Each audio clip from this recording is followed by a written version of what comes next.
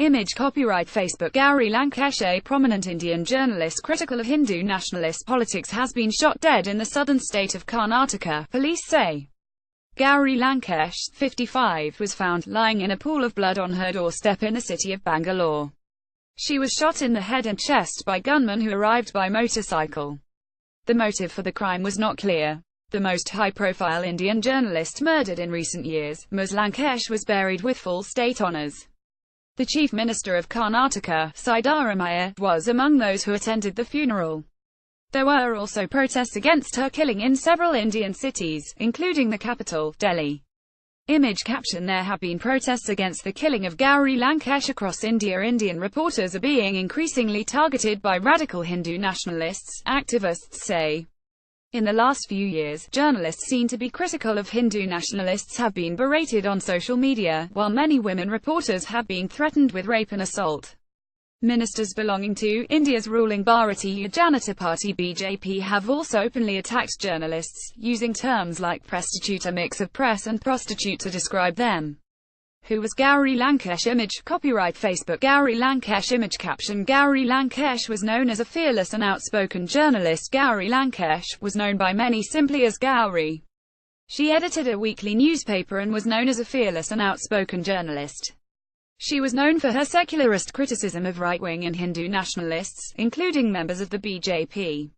She worked for the Times of India and later ran an independent newspaper, Lankesh Patrika, along with her brother Indrajit for several years. The newspaper had been founded by her father, P. Lankesh, a left-wing poet and writer. After a split with her brother, she left to start several publications, including her own newspaper, Gauri Lankesh Patrika. Award-winning filmmaker Kavitha Lankesh was her sister. What do we know of her murder so far? Image caption. The journalist was shot dead outside her house in the city of Bangalore. Ms. Lankesh had returned home in her car on Tuesday night and was opening the gate when the attackers shot her, police said. She died on the spot. Officials said they suspected she had been under surveillance by the gunman. An investigation has been opened. Her killing follows several assassinations of outspoken secularists or rationalists in recent years, including scholar Malishapa Kalburgi, anti-superstition activist Narendra Dabholkar, and author-politician Govind Pansare. The watchdog Reporters Without Borders said that radical nationalist journalists have targeted other writers, with online smear campaigns and threats of physical reprisals. With Hindu nationalists trying to purge all manifestations of anti-national thought from the national debate, self-censorship is growing in the mainstream media, the group said.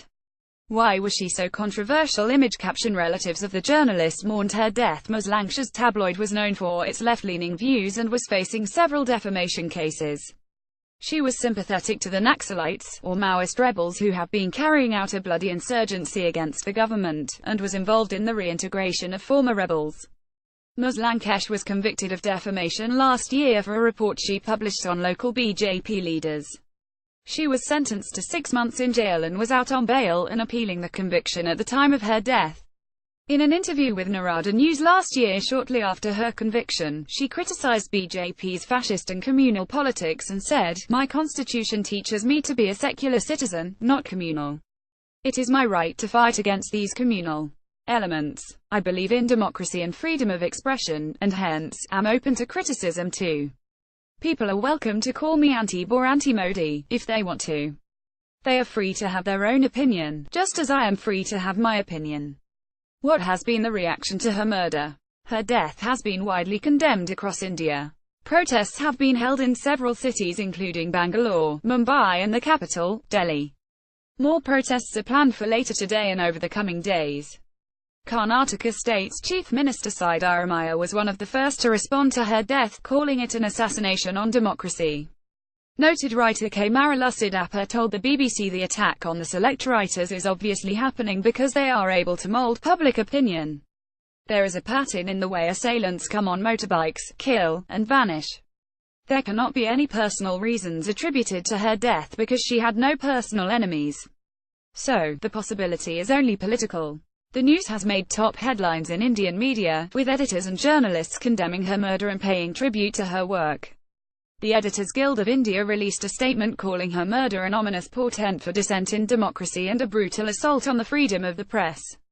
On social media, the hashtag Gauri Lankesh murder was the top trend on Twitter, India. However, there have also been tweets that have condemned her and even celebrated her death.